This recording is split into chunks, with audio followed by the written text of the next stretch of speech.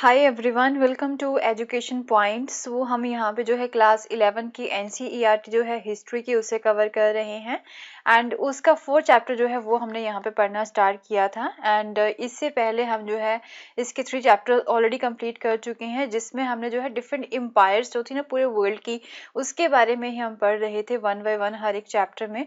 तो हमने जो है मेसोपोटामिया की जो एम्पायर है राइट, उनके बारे में पढ़ा था। वहाँ पे मेसोपोटामिया में कौन कौन सी एम्पायर्स आती हैं एंड आफ्टर दैट जो है हमने रोमन एम्पायर की बात की थी अपने प्रीवियस वीडियो में। रोमन एम्पायर जो है राइट, वहाँ पे कौन कौन से रूलर्स आते हैं।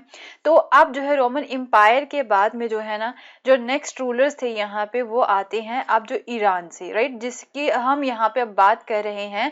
जो एक तरह से इस्लामिस्ट कम्युनिटी है और उनके द्वारा जो या फिर उनके जो रूलर्स हैं वो किस तरह से डिफरेंट एरियाज के ऊपर जो है अपना रूल इस्टेब्लिश करते हैं एंड फिर हम जो है धीरे धीरे वन बाय वन उनके द्वारा किस तरह का जो कल्चर है वो वहाँ पे इस्टेब्लिश किया गया था, वहाँ की सोसाइटी किस तरह की थी, कौन कौन से एरियाज को जो है उन्होंने अपने कंट्रोल में किया था, वही चीज़ें जो है हम यहाँ पे इस पर्टिकुलर चैप्टर में कवर कर रहे हैं। तो अपनी लास्ट वीडियो में जो है हमने बात की थी इस्लामिस्ट जो यहाँ पे कम्युनिटी है राइट, वो किस तरह से इस्टेब्लिश होते हैं राइट। तो प्रॉफिट मोहम्मद के बारे में हमने यहाँ पे थोड़ा सा पढ़ा था अपनी प्रीवियस वीडियो में एंड उनके द्वारा जो है इस कम्युनिटी को यहाँ पे सेटअप किया गया था। And now in this particular video we are going to discuss about the caliphate and फिर एक्सपेंशन किस तरह से होता है, कौन कौन से एरियाज को जो है वो अपने कंट्रोल में लेते हैं एंड फिर यहाँ पे ऑब्वियसली सिविल वॉर्स भी होती हैं एंड फिर जो सेक्ट फॉर्मेशन है, डिफरेंट सेक्ट्स जो होते हैं ना हर एक रिलीजन में, वो किस तरह से बनते हैं उनके बारे में हम यहाँ पे बात करेंगे। So this chapter is not based on any religious community या फिर किसी भी रिलीजन के ऊपर बेस्ड नहीं है। यहाँ पे हम जस्ट बात कर रहे हैं रूलर्स की राइट एंड कौन कौन से रूलर्स थे एंड उनके द्वारा जो है किस तरह का यहाँ पे जो किस तरह से इस्टेब्लिश किया गया था अपने जो है पूरी एम्पायर को एंड वहाँ पे कल्चर किस तरह का था, सोसाइटी किस तरह की थी, वही चीजें जो है हम यहाँ पे कवर कर रहे हैं। So now let's see about the caliphate. Expansion किस तरह से किया था उन्होंने, कौन कौन से एरियाज को अपने कंट्रोल में किया था, सिविल वॉर्स हुई थी, सेक्ट फॉर्मेशन राइट।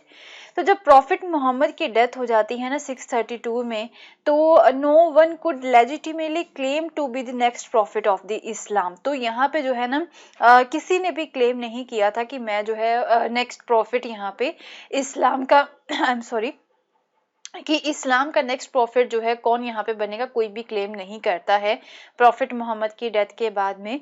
तो क्या होता है कि फिर पॉलिटिकल अथॉरिटी जो थी ना वो किसे ट्रांसफर कर दी जाती है, उम्मा को ट्रांसफर कर दी जाती है, जो कि यहाँ पे इनकी क्या थी, मस्जिद थी, इनकी मॉस्क्यू थी एंड वहाँ पे जो है ना उम्मा को पॉलिटिकल अथॉरिटी ट्रांसफर कर दी जाती है with the no establish principle of the succession की यहाँ पे कोई भी अब सक्सेसर यहाँ पे नहीं आया है प्रॉफिट मोहम्मद का। तो जिसकी वजह से जो है ना काफ़ी इनोवेशंस यहाँ पे होती हैं, बट हाउएवर मुस्लिम्स के बीच में, जो मुस्लिम कम्युनिटी थी उनके बीच में काफ़ी सारी यहाँ पे डिविजन्स भी आ जाती हैं। तो अगर हम इनोवेशंस की बात करें तो वो ये था कि एक कैलिफेट का जो इंस्टीट्यूशन है वो क्रिएट किया जाता है in which the leader of the community, की कम्युनिटी का जो लीडर होते हैं ना उनके लिए क्या वर्ड यूज किया जाता है, अमीर अल मोमिनिन जो है वो वर्ड यूज किया जाता है for the leader of the community. तो जो कम्युनिटी के लीडर हैं उन्हें क्या बना दिया जाता है, उन्हें जो है डिप्टी बना दिया जाता है प्रॉफिट काम की, जो है उनके बिहाफ पे ये पर्सन यहाँ पे काम करेगा। तो डिप्टी जो है ना वो यहाँ पे किसके बिहाफ पे काम करेगा, प्रॉफिट के बिहाफ पे काम करेगा एंड इस डिप्टी को जो है क्या बोला जाता था, इसे जो है ना खलीफा बोला जाता था। ओके, तो कैलिफेट एक इंस्टीट्यूशन बनाया जाता है एंड जिसमें जो है कम्युनिटी का जो लीडर होते हैं ना उन्हें डिप्टी बना दिया जाता है, प्रॉफिट का डिप्टी मीन खलीफा बना दिया जाता है। तो इसी तरह से जो है फिर वन बाय वन जो है यहाँ पे डिफरेंट कैलिफ्स आते हैं, मीन जो खलीफाज यहाँ पे आते हैं। तो जो फर्स्ट 4 कैलिफ थे ना उन्होंने क्या काम किए थे उनके बारे में थोड़ा सा देखते हैं। तो फर्स्ट 4 कैलिफ जो आते हैं ना, they justified their powers on the basis of their close association with the prophet. तो अपनी पावर को जो है ना उन्होंने किस तरीके से एक तरह से जस्टिफाई किया था, वो बोलते हैं कि प्रॉफिट मोहम्मद के साथ हमारा क्लोज एसोसिएशन है and continued his work under the general guidelines he had provided. तो प्रॉफिट मोहम्मद ने जो भी गाइडलाइंस यहाँ पे प्रोवाइड करवाई थी उसी को ही जो है वो आगे कंटिन्यू करते हैं, उन्हीं के ऊपर ही बेस्ड जो है वो आगे काम करते रहते हैं। तो दो ऑब्जेक्टिव्स थे यहाँ पे कैलिफेट के, जो इंस्टीट्यूशन यहाँ पे बनाया गया था।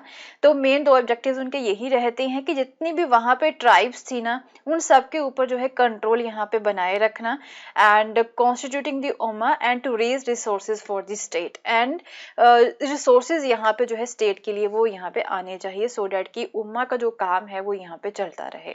ओके, तो ये उनके मेन ऑब्जेक्टिव थे। तो अब क्या था, बट हाउएवर जब प्रॉफिट मोहम्मद की डेथ हो गई थी ना, तो कई सारी जो ट्राइब्स थी ना वो इस्लामिक स्टेट से जो है वो दूर जा चुकी थी, अपना जो नाता था वो तोड़ चुकी थी।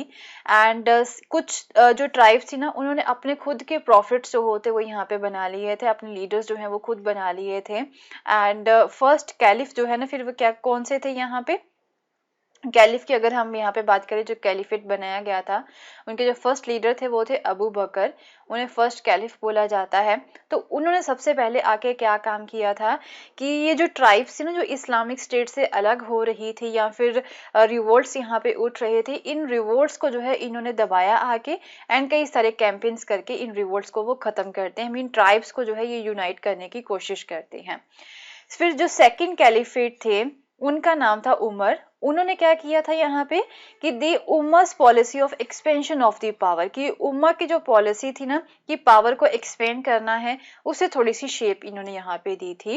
एंड ये जो कैलिफ थे वो ये जानते थे डैट कि उम्मा could not be maintain out of the modest income derived from the trade and taxes.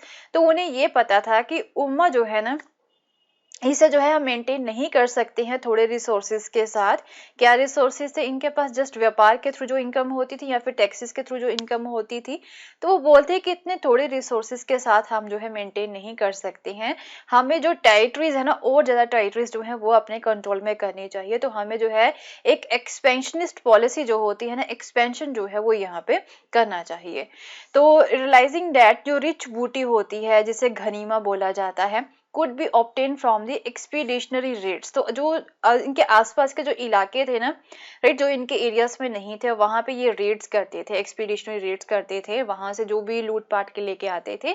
तो उस समय में ऐसा ही हुआ करता था। नॉट ओनली ये वाली जो कम्युनिटी, ऐसा नहीं कि ये कम्युनिटी ऐसा करती थी, बाकी इंडिया में भी ऐसी कई सारी कम्युनिटीज थी, ऐसे रूलर्स थे जो कि एक्सपीडिशनरी रेड्स के थ्रू जो है ना वो इनकम कमाते थे।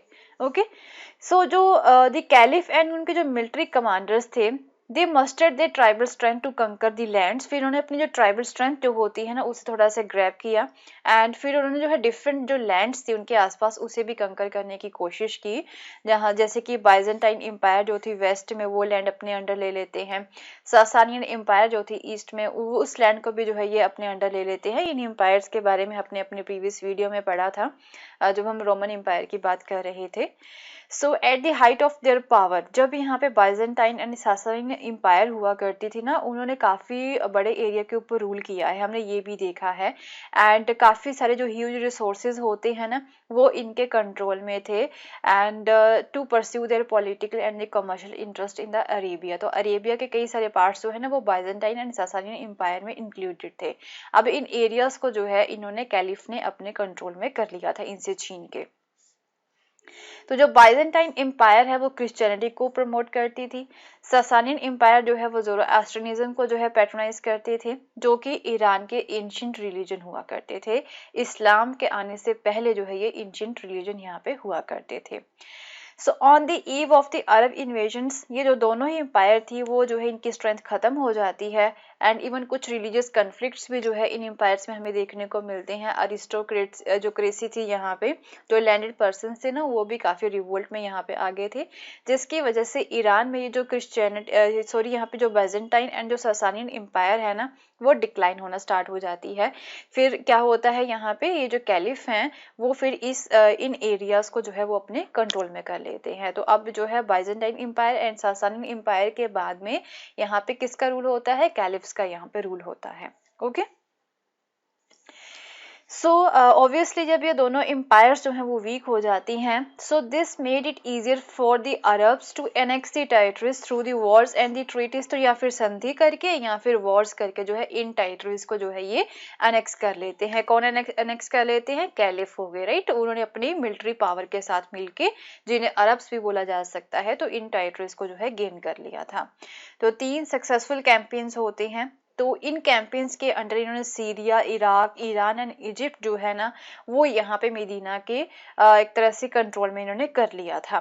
सो मिलिट्री स्ट्रेटजी का यूज़ किया था, रिलीजियस फर्वर का यूज़ किया था, एंड इवन इन्होंने जो देखा था कि जो सामने वाला बंदा है ना वो यहाँ पे काफ़ी वीक है, तो उसका फ़ायदा उठाया था, जिसकी वजह से ये जो अरब्स है ना वो सक्सेसफुल हो गए थे अपने कैंपेन्स में। फिर उसके बाद में फिर जब थर्ड कैलिफ आए थे तो फिर उन्होंने इन कैंपेन्स को जो है आगे रखा, कंटिन्यू रखा था, एंड और एरियाज को जो है अपने कंट्रोल में ये करते रहे हैं। थर्ड कैलिफ कौन थे? उनका नाम था उथमान। तो उन्होंने सेंट्रल एशिया के कई सारे एरियाज को जो है अपने कंट्रोल में कर लिया था। सो प्रॉफिट मोहम्मद के डेथ के डिकेड के आसपास ही जो है जो अरब इस्लामिक स्टेट है ना उन्होंने जो है काफ़ी सारे वास्ट टेरिटरी को जो है अपने कंट्रोल में कर लिया था, and these lands remain under Muslim rule to this day. तो यहाँ पे जो लैंड है ना वो मोस्टली मुस्लिम रूल के अंडर ही रही है। ये जो सारी लैंड है नील रिवर से लेके ऑक्सस रिवर तक का जितना भी जो एरिया है ना, ऑक्सस एरिया जो भी है वहाँ पे जो है अगर हम बात करें जो अरब लैंड है ना वहाँ पे तो इस्लाम का ही वहां पे रूल रहा है, मुस्लिम रूल ही जो है वहां पे रहा है, इन कम्युनिटीज का ही रूल था वहां पे। And in all the conquered provinces, अब क्या होता है जितने भी प्रोविंसेस को इन्होंने कंकर किया था वहां पे जो कैलिफ्स है वो क्या करते हैं, नए एडमिनिस्ट्रेटिव स्ट्रक्चर लेके आते हैं, एंड जिसके हेड थे यहाँ पे गवर्नर्स, एंड ट्राइबल चीफ जो है ना वो यहाँ पे हेड हुआ करते थे इन एडमिनिस्ट्रेटिव स्ट्रक्चर्स के। तो गवर्नर्स को क्या बोला जाता था? अमीर्स बोला जाता था, एंड ट्राइबल चीफ को जो है अशरफ बोला जाता था। तो जो सेंट्रल ट्रेजरी रहती है ना वहां पे पैसा कहाँ से आता था? टैक्सी से जो पैसा कलेक्ट किया जाता था वहां से आता था, या फिर जो बूटी इन्होंने कलेक्ट की होती थी रेड्स के थ्रू, जो इन्होंने लूटपाट की होती थी, तो वहां से जो है इन्होंने ये पैसा सारा जो है वो सेंट्रल ट्रेजरी में जाया करता था। तो जो इनके कैलिफ के सोल्जर हुआ करते थे ना वो मोस्टली कैंप सिटीज में रहा करते थे। कैंप सिटीज कौन सी होती थी? जो कि डेजर्ट्स के बिल्कुल एज पे होती थी। तो वो जो है ना एक तरह से अपने जो नेचुरल हैबिटाट होता है ना इनका, जैसे कि बेदोइन ये ट्राइब थी वो डेजर्टेड एरिया में ही रहा करते थे, बट जो बॉर्डर एरिया होते ना वहां पे वो रहा करते थे, एंड इस तरह से जो है ना वो अपना जो नेचुरल हैबिटाट होता है उसके भी कनेक्ट में वो रहते थे, एंड जब कभी भी यहाँ पे कैलिफ को जरूरत पड़ती थी तो वो उधर चले जाते थे, तो बॉर्डर एरिया के आसपास ही जो है ये रहा करते थे। एंड अगर रूलिंग क्लास की बात करें तो एंड जो सोल्जर्स हैं तो वो अपने आपस में जो है ना बूटी को शेयर कर लेते थे, एंड मंथली पेमेंट्स भी यहाँ पे ने मिला करती थी। And now if we talk about the non Muslim population, तो उनका प्रॉपर्टी के ऊपर जो राइट्स होते हैं वो कंटिन्यू रहते हैं, and the religious practices on the payment of taxes, and जो भी रिलीजियस प्रैक्टिसेस इन्होंने करनी है वो कर सकते हैं, बस इन्हें जो है कुछ टैक्सेस जो है वो पे करने होंगे, जैसे खराज एंड जिजिया टैक्स होता है ना जो कि नॉन मुस्लिम्स के ऊपर यहाँ पे लगाया जाता है, वो टैक्सेस यहाँ पे करने होते हैं, बाकी जो जो चाहे ये किसी भी रिलीजन को जो है ये फॉलो कर सकते हैं। ज्यूज एंड क्रिश्चियंस जो हैं उन्हें प्रोटेक्टेड सब्जेक्ट जो होते हैं ना स्टेट के, वो यहाँ पे तरह से बताया गया था कि ये दोनों ही जो रिलीजन के लोग हैं ना इन्हें ये प्रोटेक्टेड सब्जेक्ट्स हैं स्टेट के में, जो स्टेट जो है इन्हें प्रोटेक्ट करेगी जब कभी भी यहाँ पे कोई भी जरूरत पड़ती है, एंड इन्हें जो है ना एक काफ़ी ज़्यादा ऑटोनॉमी दी जाती थी, ज्यूज को एंड क्रिश्चियंस को भी काफ़ी सपोर्ट किया जाता था। तो ये जो पॉलिटिकल एक्सपेंशन है या फिर ये यूनिफिकेशन है ना वो अरब ट्राइब्समैन के लिए इजीली नहीं आया था, काफ़ी सारी प्रॉब्लम्स का इन्हें सामना करना पड़ा था। तो जब टेरिटोरियल एक्सपेंशन ये कर रहे थे, डिफरेंट टेरिटरीज को अपने कंट्रोल में कर रहे थे, तो उम्मा की जो यूनिटी होती है ना वो उसमें थोड़ा सा जो है एक तरह से प्रॉब्लम आ जाती है, क्योंकि जब रिसोर्सेज की डिस्ट्रीब्यूशन होनी होती है एंड ऑफिसेस की जब डिस्ट्रीब्यूशन होनी होती है तो फिर आपस में ही जो लोग होते हैं ना वो यहाँ पे ग्रुप्स के जो लोग होते हैं आपस में ही वो लड़ने स्टार्ट हो जाते हैं, तो कन्फ्लिक्ट्स जो है ना वो यहाँ पे स्टार्ट हो जाते हैं। तो जो रूलिंग क्लास थी ना यहाँ पे अर्ली इस्लामिक स्टेट की, उसमें जो है मोस्टली जो कुरैश ट्राइब है ना उसके लोग थे जो कि मक्का से बिलोंग करते थे। एंड द थर्ड कैलिफ हैं उथमान, वो भी एक कुरैश थे। Okay, he packed his administration with his own man to secure greater control. तो यहाँ पे उन्होंने क्या किया था कि अपने एडमिनिस्ट्रेशन में ना मोस्टली अपने ही बंदे जो होते हैं ना अपने ट्राइब के बंदे जो है वो यहाँ पे उन्होंने हायर कर लिए थे, सो डैट कि जो है पूरा कंट्रोल इनके पास ही रहे। एंड क्या होता है जिसकी वजह से मेन जो प्रॉब्लम्स होती है ना लोगों के बीच में, वो यहीं पे कन्फ्लिक्ट्स जो है वो यहाँ पे स्टार्ट हो जाती है। दूसरे लोगों को, दूसरे ट्राइब्समैन को जो है ना ये मौका ही नहीं दे रहे थे। एंड फिर अब क्या था, इराक एंड इजिप्ट में जो है यहाँ पे उथमान का ओपोजिशन होना स्टार्ट हो जाता है, जिसकी वजह से जो है ना उथमान जो कि थर्ड कैलिफ थे उनको असैसिनेट कर दिया जाता है। तो अब उनके बाद में जो है फोर्थ कैलिफ आते हैं, वो कौन थे, वो अली थे फोर्थ कैलिफ। तो बट फिर भी जो है ये जो मुस्लिम्स के बीच में रिफ्ट चली आ रही थी ना वहाँ पे इस कम्युनिटी के बीच में, वो कंटिन्यू रहती है। एंड फिर क्या होता है कि इन्हें भी काफ़ी सारी वॉर्स लड़नी पड़ती हैं। एंड एक तरह से हम बोल सकते हैं कि काफ़ी सारी जो है यहाँ पे युद्ध लड़ने पड़ते हैं। And he was however not able to suppress the faction led by the Muawiya, a kinsman of the Uthman and the governor of the Syria. तो बट फिर भी जो है काफ़ी सारी वॉर में इन्हें जीत प्राप्त होती है अली को। बट जो है एट द एंड एक मुआविया नाम के पर्सन थे जो कि उथमन के सपोर्टर थे, जो कि थर्ड कैलिफ थे ना उथमन, उनके वो सपोर्टर थे एंड वो सीरिया के गवर्नर भी थे। तो उस एक तरह से उस वॉर को जो है एक तरह से जीतने में कामयाब नहीं होते हैं अली। एंड फिर क्या होता है, Ali second battle at Siffin ended in truce which split his follower into the two groups.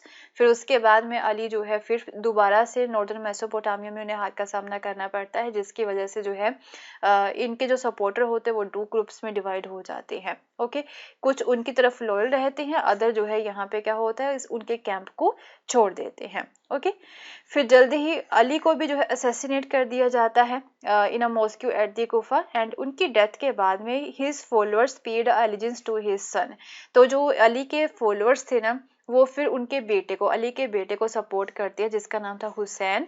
And फिर मुआविया जो थे वो अपने आप को नेक्स्ट कैलिफ जो है वो बना लेते हैं। ओके, अली की डेथ के बाद में जो नेक्स्ट कैलिफ आते हैं ना, फिफ्थ कैलिफ जिसे हम बोल सकते हैं, वो मुआविया ही है। मुआविया राइट, जो कि यहाँ पे उथमान के सपोर्टर थे।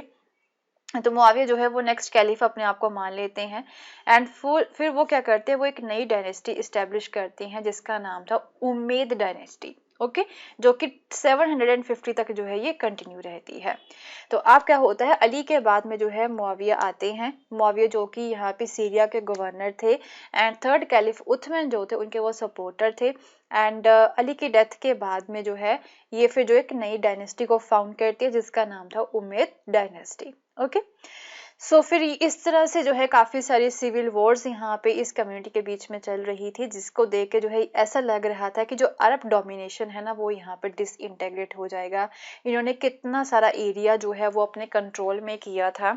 ओके, एक समय में जो है काफ़ी बड़ा एरिया अपने कंट्रोल में ये कर चुके थे।